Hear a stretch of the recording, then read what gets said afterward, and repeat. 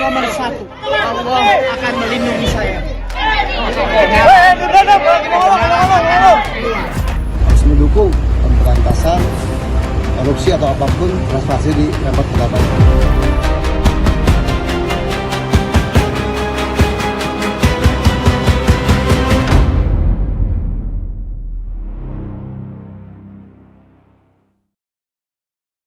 Sepanjang 2025, KPK melakukan penangkapan terhadap sejumlah pejabat yang diduga terlibat rasuah.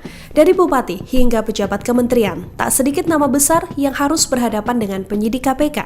Berikut ini deretan pejabat yang terjerat korupsi sepanjang 2025. Yang pertama, Bupati Lampung Tengah Ardhito Wijaya. Ia ditangkap pada 10 Desember 2025 dalam OTT di wilayah Kabupaten Lampung Tengah.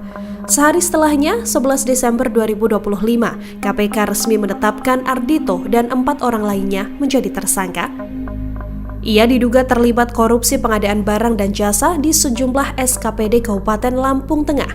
KPK menduga Ardhito menerima aliran uang 5,78 miliar rupiah. Uang korupsi dipakai 5,25 miliar rupiah untuk melunasi pinjaman kampanye pilkada, sementara 500 juta rupiah dipakai untuk biaya operasional bupati. Dalam laporan LHKPN, harta kekayaan Ardhito mencapai 12,8 miliar rupiah. Yang kedua, Abdul Wahid, Gubernur Riau. Pada 3 November 2025, ia ditangkap dalam OTT KPK bersama dengan 9 orang lainnya.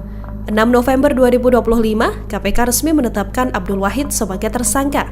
Ia diduga meminta jatah preman atau pemerasan terhadap bawahannya di PUPR Riau dengan kesepakatan fee jatah preman mencapai 7 miliar rupiah.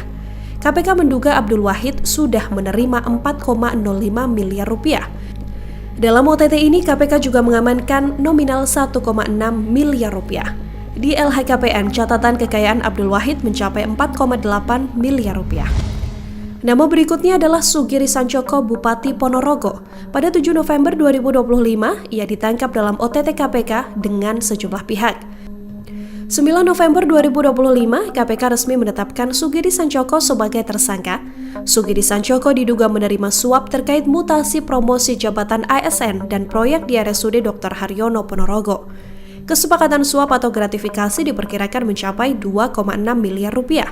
KPK juga menduga Sugiri Sancoko menerima 2,6 miliar rupiah tersebut. Di LHKPN, harta kekayaannya mencapai 6,35 miliar rupiah. Wakil Wali Kota Bandung, Erwin, juga diduga terlibat dalam kasus korupsi. 30 Oktober 2025, Erwin diperiksa oleh Kejaksaan Negeri atau Kejari Kota Bandung.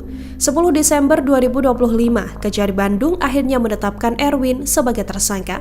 Ia diduga terlibat korupsi penyalahgunaan wewenang. Erwin diduga meminta paket pengadaan barang dan jasa serta paket pekerjaan. Kerugian negara sampai sekarang belum diumumkan secara resmi. Harta kekayaan di LHKPN-nya mencapai 25,4 miliar rupiah. Nama selanjutnya adalah mantan Wakil Menteri Ketenagakerjaan Immanuel Ebenezer.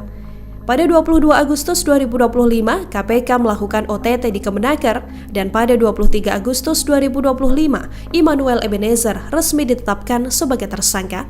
Ia diduga terlibat pemerasan pengurusan sertifikasi keselamatan dan kesehatan kerja atau K3. Biaya sertifikasi Rp275.000 dipersulit menjadi Rp6 juta per orangnya. Ebenezer diduga menerima uang 3 miliar rupiah dari pemerasan tersebut. Ia juga mendapatkan 1 unit motor Ducati. Harta kekayaan Ebenezer mencapai 17,6 miliar rupiah. Terakhir adalah Nadiem Anwar Makarim, mantan Menteri Pendidikan, Kebudayaan, Riset, dan Teknologi. Pada 4 September 2025, Nadiem Makarim resmi ditetapkan sebagai tersangka dan ditahan. Ia diduga terlibat kasus korupsi Chromebook dan Google Cloud. Kerugian negara ditafsir mencapai 2,18 triliun rupiah dan diduga ada aliran dana ke kantong Nadiem Makarim mencapai 809,59 miliar rupiah. Nadiem Makarim sampai saat ini juga terus membantah terlibat korupsi. Sepanjang 2025, KPK terus menegakkan hukum terhadap pejabat yang menyalahgunakan kekuasaan. Kasus ini menjadi pengingat pentingnya integritas dalam pemerintahan. Semoga langkah KPK memperkuat kepercayaan publik dan mendorong pejabat untuk jujur. Download Tribun X sekarang, menghadirkan lokal menjadi Indonesia.